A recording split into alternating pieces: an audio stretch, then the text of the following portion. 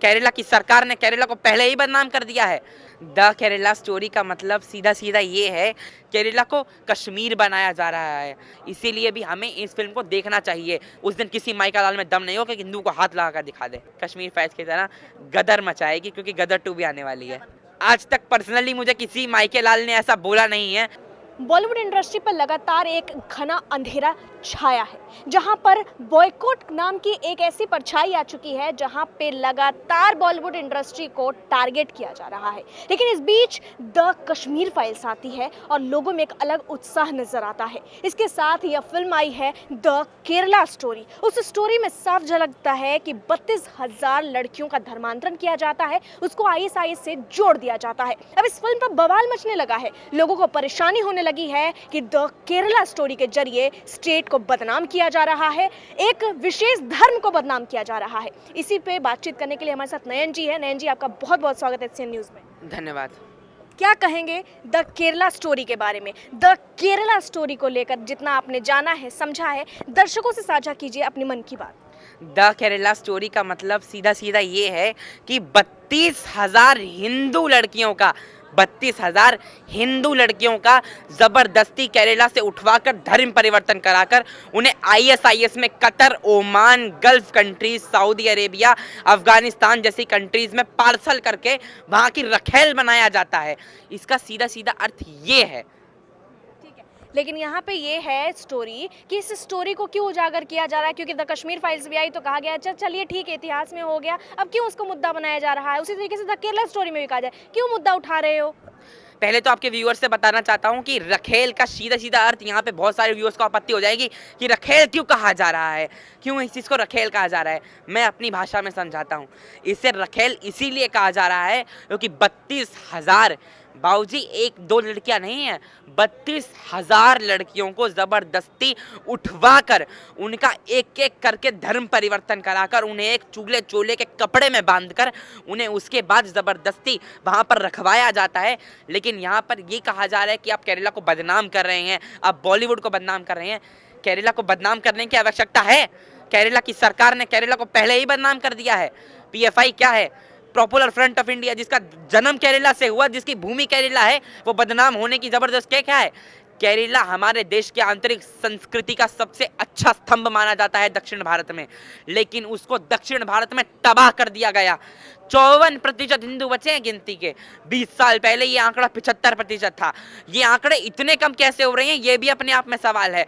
मतलब हिंदुओं की संख्या घटती जा रही है। इसका 1 और 2 नहीं है, ये सीधे सीधे पॉपुलर फ्रंट ऑफ इंडिया संगठन जो बैन हुए हैं उसके लिए तो हमें गृह मंत्रालय का सबसे पहले अभिवादन करना चाहिए। पॉपुलर फ्रंट ऑफ, यहाँ पर सीधे सीधे कश्मीरी फाइल्स की तरह ये एक खेल बनाने की कोशिश करी जा रही है। जैसे वो बच्चा, आपको याद है, जो पीएफआई की रैली में कह रहा था कि हिंदुओं तैयार हो जाओ, लकड़ियां तैयार कर लो, क्रिश्चियनों तैयार हो जाओ, अगरबत्तियां तैयार कर लो, तुम्हारी बारी आने वाली है। पीएफआई जो 300 करोड़ 400 करोड़ के ट्रांजैक्शंस के लिए मशहूर है, वो क्या बताना चाहता है, पहले मुझे इसका भी जवाब दे दीजिए। केरला को कश्मीर बनाया जा रहा है।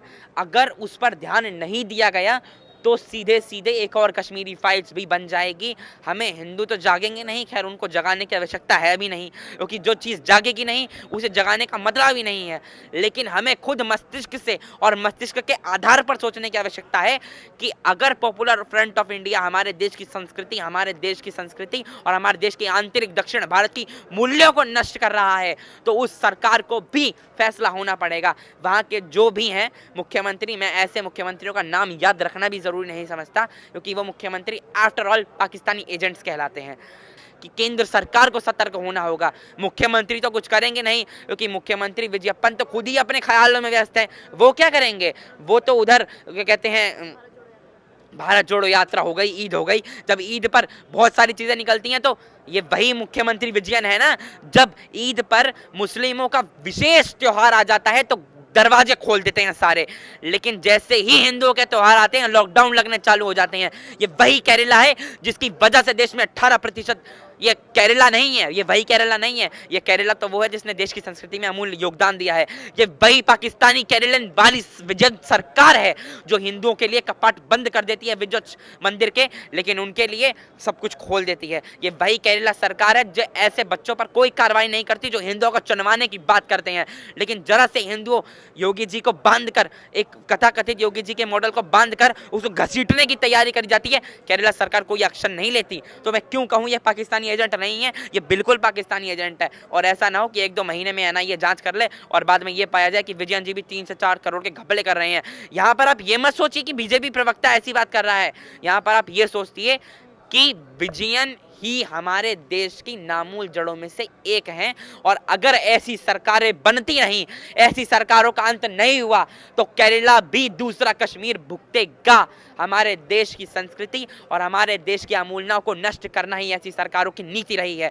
अगर आप इतने सतर्क होते तो अब तक एक्शन ले लिया होता, लेकिन भाजपा केरल प्रदेश अध्यक्ष एन.के. सुंदरन जी के इतने आवेदनों के बाद भी आपने कुछ नहीं किया है, सिर्फ तुष्टीकरण की राजनीति में मग्न रहे हैं। वैसे तो सरकारों को इस मामले पे बोलना चाहिए, सरकारों को सामने आना चाहिए, लेकिन एक फिल्म के जरिए इस कहानी को बयां की जाती है। ऐसे में आपको नहीं लगता कि ये कहीं ना पक्षपात है? इसको कब से दबाया जा रहा होगा, आपको क्या लगता है? ये पक्षपात ही है। दबाया भी उसी चीज को जाता है जिसे दबाने की कोशिश की जा रही है। अगर मैंने चोरी करी है, मैं वो चीज दबाऊंगा। वही हाल है केरल की विजयन सरकार का। जिस चीज को दबाने की कोशिश करी जा रही है, उस चीज को दबाने की और उस चीज को छिपाने की कोशिश करी जा रही है। जैसे कश्मीरी फाइल्स को 30 साल तक दबाने की कोशिश करी गई। हिंदू रेपी चीखों, जब हिंदू बच्चियां मर रही थी और उनका उठाकर धर्म परिवर्तन कराकर उन्हें हिजाबों में कैद कर दिया गया, उस समय भी हमारे देश की सरकारें और हमारे देश की मूकबंद ने मुंह के बंद बिल्कुल खामोशों की तरह खड़ी थी। अगर इसे बंद नहीं किया गया तो उसी हाल वही होगा, और इस चीज़ को भी हमें आना होगा। जैसे हमारे देश की जनसंख्या ने, हमारे देश के सनातनियों ने और हमारे देश के हिंदू, यहाँ पर हिंदुओं का मतलब भी वो निकाल लेंगे। खैर कांग्रेस के अध्यक्ष ने ये बोला है कि हिंदू जहर होता है। मेरे को लगता है वो जहर का सेवन करते हैं, इसलिए हिंदू जहर होता है। और ऐसी सोचें ही कैंसर वाली सोचें होती हैं। उनको कैंसर है और उन्हें अपने दिमागी कैंसर है, उन्हें अपने दिमागी कैंसर का इलाज करवाना चाहिए। हमारे देश की मूल अवेलनाओं ने जैसे कश्मीरी फाइल्स को सच जाना, उसे स्वीकार किया, वैसे ही मैं तो कहूँगा 32,000 वाली जो कि हमारे देश की हिंदू फिल्में हैं, 32,000 जो क्या कहते हैं लड़कियों का धर्म परिवर्तन किया गया, जिसमें सिर्फ हिंदू नहीं है, क्रिश्चियन लड़कियां भी हैं, इसमें सिख लड़कियां भी हैं, इसमें पारसी लड़कियां भी हैं। हमारे देश की बेटियों का जबरदस्ती उठाकर रखेल बनाया जा रहा है। इसीलिए भी हमें इस फिल्म को देखना चाहिए। सरकार कितना ही छुपा ले, लेकिन हमें इस फिल्म को देखना चाहिए। सच नहीं दबेगा, नहीं दबेगा, नहीं दबेगा। ये फिल्म भी कश्मीर फाइल्स की तरह गदर मचाएगी, क्योंकि गदर 2 भी आने वाली है। फिर आपसे आखिरी सवाल होगा, आपने एक चीज़ नोटिस किया होगा, द कश्मीर फाइल्स में Hindu target, the Kerala story Hindu target. ये हिंदुओं से क्या खौफ है, क्यों टारगेट किया जा रहा है? क्या बताया जाता है कि हमारे देश का एक विशेष संप्रदाय टारगेट हो रहा है। मैडम आपको सही बात बताऊं ना, हमारे देश में हमेशा हिंदू ही टारगेट होता है। चाहे वो कन्हैया लाल हो, चाहे कमलेश तिवारी हो, चाहे हमारे देश के वो उमेश कोले जी हो, चाहे फिर और भी कितने ही लोग। यहाँ पे तो हजारों ऑप्शन आ जाएंगे। और मेरी भी कभी कभार कमेंट्स में भरे पड़े आ जाते हैं कमेंट्स। आप क्या समझते हैं? आपको डर नहीं लगता? मेरे को क्यों डर लगेगा? आज तक पर्सनली मुझे किसी माइके लाल ने ऐसा बोला नहीं है जिसमें मुस्लिमों का एक देश बनाने की बात करी जा रही थी, विशेष संप्रदाय का देश बनाने की बात करी जा रही थी। 2047 तक देश को इस्लामिक राष्ट्र बनाने की बात करी जा रही थी। ये वही आवेदनाएं हैं, ये वही सोचे हैं। हिंदू इस देश में इसीलिए टारगेट होता है क्योंकि हिंदू बहुसंख्यक नहीं, हिंदू मानसिक तौर पे कमजोर है। जिस दिन हिंदू एक हो गए, उस दिन इनके माइका लाल में क्या, इनके किसी में भी दम नहीं है कि हिंदुओं को चुनौती देकर दिखा दें। अगर हिंदू एकत्र होकर एक समाज, विशेष समाज के खिलाफ नहीं, विशेष समाज की सोच के खिलाफ लड़ने लगे, उस दिन हमारे देश में कुछ नहीं होगा। लेकिन अगर ऐसी सोचों का जन्म होता रहा तो हमारा देश सच में गजवाए हिंद की तरफ ही आगे बढ़ने लगेगा। जिस दिन हिंदू एक हो गया, उस दिन किसी माइका लाल में दम नहीं होगा कि हिंदू को हाथ लगाकर दिखा दे। द केरला स्टोरी के बारे में क्या कहेंगे दर्शकों? द केरला स्टोरी के बारे में कहूंगा, जैसे कश्मीर फाइल्स को गले से लगाकर 400 करोड़ की फिल्म बनाया, उसे गदर 2 भी आने वाली है, उसको भी लगा दीजिएगा, उसको भी लगा दीजिएगा। कम से कम 1000 करोड़ की उम्मीद तो मैं आपसे करता ही हूँ।